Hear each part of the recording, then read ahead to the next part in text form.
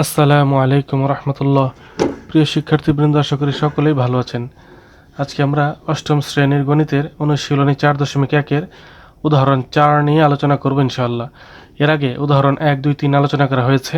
সেই ভিডিওগুলো দেখতে চাইলে ডেসক্রিপশন বক্সের মধ্যে প্লে লিস্টের লিঙ্ক দেওয়া আছে, সেখান থেকে দেখে আসতে পারেন।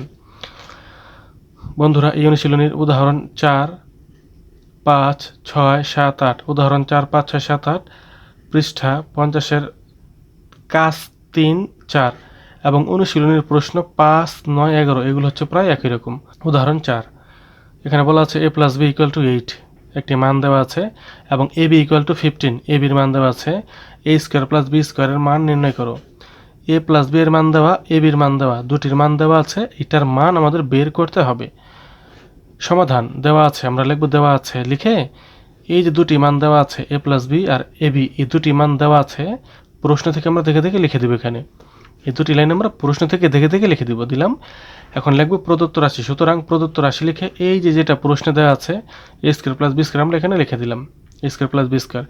এখন এই লাইনটি কিভাবে হলো সেটা আমরা দেখব। এই লাইনটি কিভাবে হলো, এই যেটা আমরা দেখি a² + b², এটা হচ্ছে অনুসিদ্ধান্ত। এটা হচ্ছে অনুসিদ্ধান্ত, আর অনুসিদ্ধান্ত মান নির্ণয়ের কাজে ব্যবহার করা হয়। এটা অনুসিদ্ধান্ত।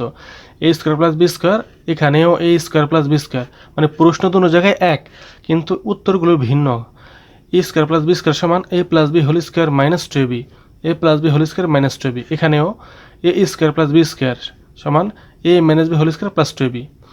এখানে আমরা প্রশ্ন দুটি একই দেখতে পাচ্ছি, এই প্রশ্ন একই, কিন্তু উত্তর দুটা ভিন্ন।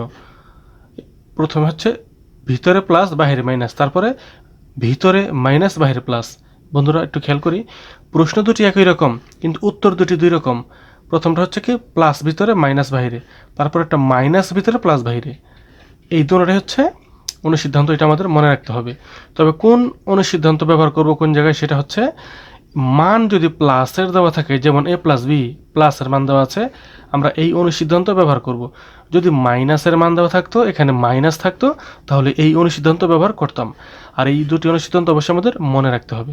একের হুবহু আমাদের অঙ্কের মধ্যে যেটা দেওয়া আছে a² + b² আর আমাদের যে মূল অনুসিদ্ধান্ত একই রকম, এখানে আর কোনো পরিবর্তন হয়নি। a² + b² সমান a + b² - 2ab। ঠিক আমরা এটাই এখানে বসিয়ে দিয়েছি।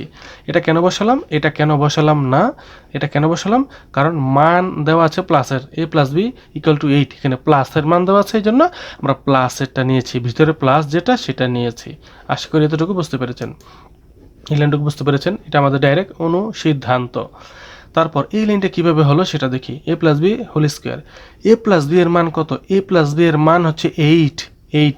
আমরা 8 লিখলাম, আর স্কোয়ার রয়েছে, স্কোয়ার দিয়ে দিলাম। এখানে কোনো ব্র্যাকেটের প্রয়োজন নেই, কারণ এখানে একটি সংখ্যা রয়েছে 8, এখানে ব্র্যাকেট না দিলে হবে।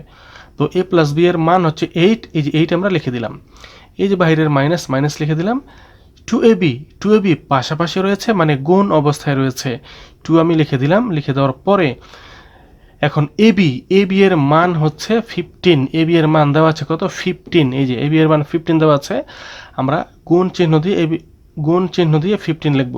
কেন গুণ চিহ্ন দেব, ab 2 এর সাথে পাশাপাশি রয়েছে, মানে গুণ অবস্থায় রয়েছে, এই জন্য এখানে গুণ চিহ্নটা দেখিয়ে দিতে হবে। তারপর ab এর মান হচ্ছে 15, আমরা লিখে দিলাম ab এর মান 15। এখন দেখি 8² এর মানে হচ্ছে 8 গুণ 8, 8 গুণ 8 মানে 8 দুইবার গুণ, 8 গুণ 8 কত হয়, 8 8 64 এখানে লিখে দিলাম। তারপর মাইনাস লিখলাম, আর 2 গুণ 15 মানে 2 × 15, দুটা গুণ করলে হয় 30, মানে 15 দুগুণে 30, দুটা গুণ করলে 30। এখন এই লাইনটা হচ্ছে 64 থেকে 30 বাদ দিলে হয় 34, 64 থেকে 30 বাদ দিলে হয় 34, এটাই অ্যান্সার। 4 নম্বর উদাহরণ 4 এর অ্যান্সার হচ্ছে 34। বন্ধুরা, এই অনুশীলনের পরবর্তী ভিডিওগুলো সবার আগে পাওয়ার জন্য চ্যানেলটি সাবস্ক্রাইব করে বেল আইকনটি অন করে দিন। সবাই ভালো থাকবেন, আল্লাহ হাফেজ।